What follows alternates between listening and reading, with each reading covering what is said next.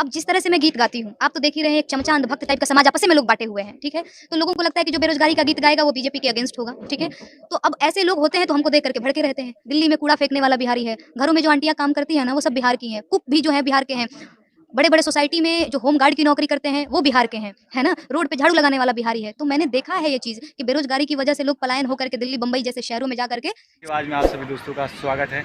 तो आइए नेहा सिंह के माध्यम से आप सभी को एक गाना सुनवाते हैं और जो मोदी के बारे में जो खिलाफ आंदोलन का जो भी होता है नेहा सिंह राठौर अपने गाने के माध्यम से निशाना साधते रहते हैं। तो फिर आइए देर न करते हुए नेहा सिंह के माध्यम से सुनाते हैं। तनिका दैदा ना हो ध्यान कि बाटई महंगाई कै कि बाटई महंगाई कैल गई मारा मारी ना दूर करा बेरोजगारी हो ना। बाटई महंगाई कैल गई मारा मारी ना दूर करा बेरोजगारी हो ना।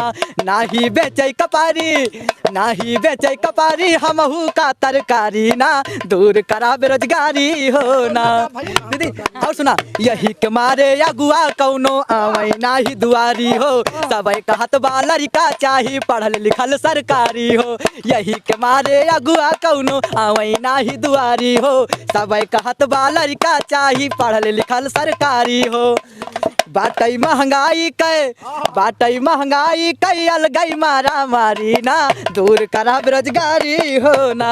नाही बेचै कपाड़ी हमहू का तरकारी ना।